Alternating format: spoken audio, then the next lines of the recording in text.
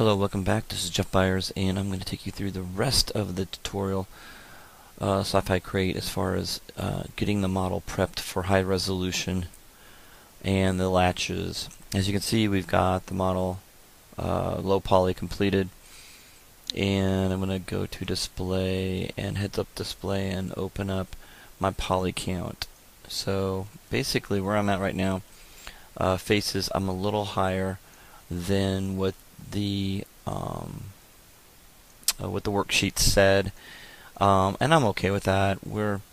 The face value is supposed to be 800 triangles. I'm at 706, and I'm okay with that. I could probably do some poly reduction in this as far as a low poly goes, and most of my polys are coming from the bolts, and some of the things we could do to reduce the polygons and clean up would be to take the bolts individually and move them out of position, hit the F key, and get rid of all the faces on the inside of the bolt.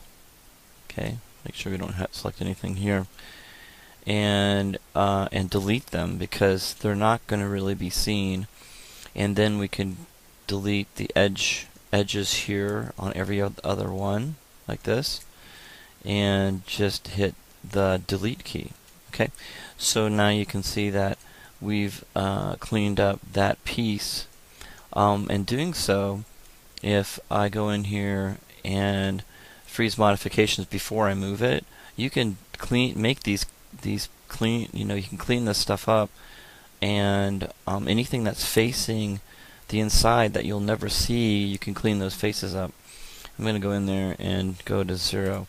So I could probably get down to 400 possibly by fixing these small issues and problems, by deleting faces, and just cleaning things up. As you can see, pretty easy. But I'm not going to spend time doing that. I will at the very end clean up the faces, and at the very end you'll see what my poly count is, and we started at 7 something. So we're going to see how far I can bring it down by cleaning it up, and anybody can do that. I don't need to have a whole video on cleaning this up. Clean up faces that basically are never going to be seen. So I like that face right there is facing the inside of something, so I delete that. And then if you freeze transformations, then you can just pop in 0 in the channel editor. It pops it right back where it was. So when you're cleaning up, I would select the whole model, go to Edit, Delete by Type History, and go to Modify Freeze Transformations. That means it'll freeze transform every single unit, and it'll place every single unit to the center of the object. It should work.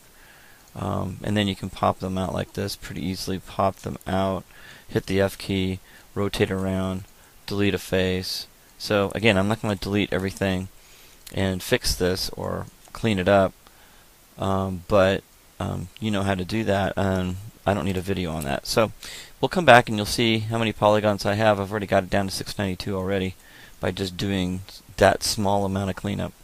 And we'll see at the end of the modeling process how far I got and how close I can get.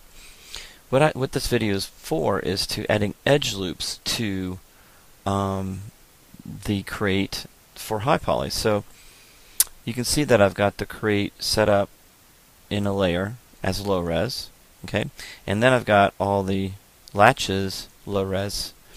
So what I'm going to end up doing is just isolating the crate, doing a Control D, so Control D, and then click on create a new layer and assign selected objects.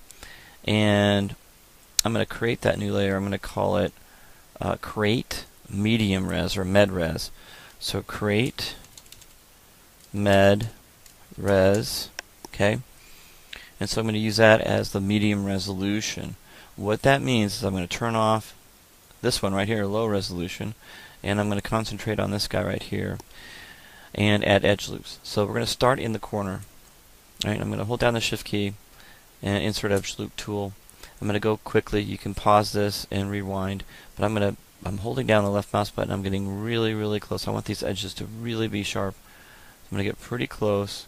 We want to be consistent. There we go. And that's a little inconsistent. Let's go in a little bit. Try to get as close as we can. There we go. And then let's do this one at the bottom. There we go, like that. Get it pretty close. Alright, so we got that corner. Let's go to the next corner. Again, we're going to go up here to the corner here and get as close as you can. And then at the bottom, and you can see that we did that one. So let's go to the next corner so we don't forget anything. Get up here, and it looks like we got the bottom. Let's do the bottom here. Get it pretty close. There we go. Let's go ahead and get into this corner right here and let's make sure we got that looking good. That goes across. That looks good. So it looks like we got all the corners done. Okay. The next thing we're going to do is we're going to move down like underneath, and we're going to create an edge loop that's really close, and then one that's inside really close, and one right here. Let's rotate a little bit, move it down, rotate a little bit, move it down, and you can see that now we've got that edge loop under there, and then we're going to click on an edge loop right here, get that pretty close, and get that one pretty close, and get this one pretty close to the edge. Whoops. And sometimes you got to angle it just right. There we go. Get that pretty close in there. Okay, then we're going to go move down and do that edge loop pretty close. Okay. And you can see that that edge loop isn't very close, so I'm going to go ahead and click on the selection tool or click the Q key. I'm going to double click on that edge. Okay. And I'm going to hold down the Shift key, right click, and go to Slide Edge Tool. Okay, again, I'm holding down the Shift key, right mouse button, RMB, right mouse button, and hold and just let go. And then I can go in here, and the middle mouse button, if I hold it down, and then I can move it, slide it back and forth, and that will either move it up or move it down. We want to move it down a little bit closer. There we go. And let's kind of move down to the next area, and we're going to go ahead and add an edge loop. Whoops. Let's go in here and go back into Select Tool, and we're going to add an edge loop right here. There we go. Really close. And then is there anything underneath? I think we're good that way. So now we're going to go back to the top again, and we're going to concentrate on these edges right here. So I'm going to go to Select Mode. There we go. And I'm going to hold the Shift key down and right mouse button. Let's do it again here. Okay. Okay, Shift, right mouse button, and go to Edge Loop Tool. And let's add edge loops really close to there, close to here, and close to this one. So we get nice tight edges there. And that looks really good. And now we're going to add support edge loops to these pieces here. Again, we're going to go pretty tight in this area here. And if you don't get it right, you can always go back and use the slide edge loop. Slide the edge as close as you want. Looks like that one got done already. Okay. And the next one here.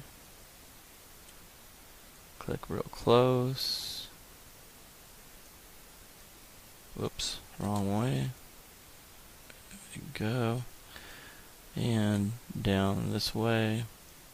And down this way. There we go. Whoops. And again, that's a good one to do a slide edge loop. And so I'm going to middle mouse button and slide it around to where I think it should be. There we go. Alright, good.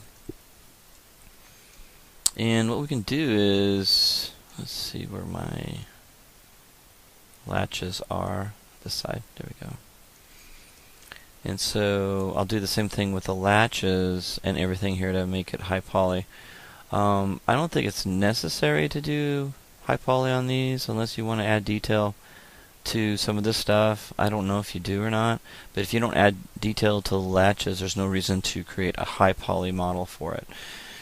And so there's some other techniques that we can use to help add high poly to objects that you would probably normally forget about. Now, looks like these edge loops did not go through this portion, so I will definitely need to go back here and add edge loops here. So let me go back to select and add edge loops to here. There we go, and this side over here. And I just want to make sure that I have edge loops where they need to be. Looks like I got that one okay. And now that looks okay. Alright, so when you smooth it, you'll find out that you either did a good job or a poor job. I'm going to go in here and do edit, delete by type history. Here we go. And of course, modify freeze transformations. Okay. So with that done, I'm going to turn off the latches low res layer, hit the 3 key, and let's take a look at what happened here. Let's take a look here. So we got a wireframe unshaded on, turn that off. So looks like we got some issues right here. Okay, so we need to kind of address that on the bottom. Looks like the top looks really good and clean. Up there looks really nice. I like that. And everything else looks really good. We just got some strange things going on with the bottom part here. So let's find out what happened with that. Let's hit the 1 key again. Alright, so I guess we need to add supporting edge loops here on that area. So I'm going to go to edge loop and then add edge loop right here and an edge loop right here to keep that nice and clean, and do that for all of these here. And you're bound to miss something. I've been doing this for a long time, and sometimes you miss that stuff. It's okay. Don't be too hard on yourself. Stay calm. Relax. Take a deep breath. Alright. Okay, so let's go in here and click on the object and see how it is smoothing. Wow, that looks great. So you got really nice hard edges right in through here. It's going to reflect light really nicely. So that's great. Alright, cool. So now we got to work on, once we get this done, we're gonna create a higher resolution model of this. So before we do that, we gotta add, this is the medium poly, okay? This is gonna be considered the medium poly, so that's going to be the medium poly. Now we're gonna create, I'm gonna have you select this, delete by type history, right? Always do that. Okay, and then we don't need to freeze modifications because everything's frozen. So now we're going to do a duplicate, Control D, and then click on a new layer and add the object. Double click on this new layer, call this Crate. High res. Save it. And turn off the medium res. So now we got the high res. And what we're going to do now is we're going to create edge loops to keep this really even, like the edge loops really even throughout. So we need to look at sectioning this. So I'm going to go to the side view and take a look at this. So what we want to do is we want to add an edge loop through here, and we can't get into the corners here because that's a triangle, but I'm going to add these. So I'm going to go in here to Shift, go to Edge Loop Tool, and I'm going to go right on that grid. Okay, I'm going to do that for every single one. I'm just going to click on an edge here, right where that grid is, and add those. And this is basically going to make your high resolution object easier to manipulate in ZBrush. And having consistent and equally spaced edge loops will help with that. Okay, so I'm going to continue, whoops, over here. Here we go. Okay, so this is, I'm in the front or side view. I'm going to go ahead and go to, I think I'm in the front. Yeah, that's front. I'm going to go to the side view and continue doing the same thing. I'm just following these the grid. And if you don't get it exactly on there, that's okay. They just need to be close. There we go.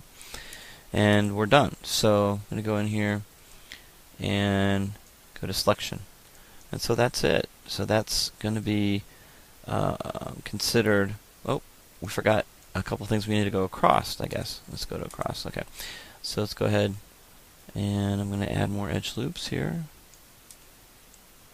So insert edge loops. I'm going to go this way, like this.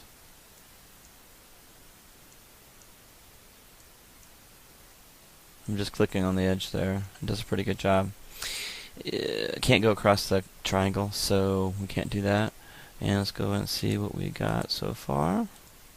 That looks really good. So you can see how it's it's really even, or really close to being even. There we go.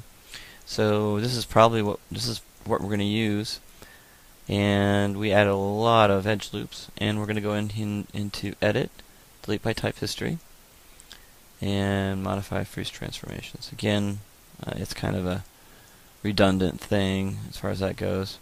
And the reason why we didn't add an edge loop across here and across here is because we have a triangle, and that will stop us from adding that edge loop. So we're not going to add that.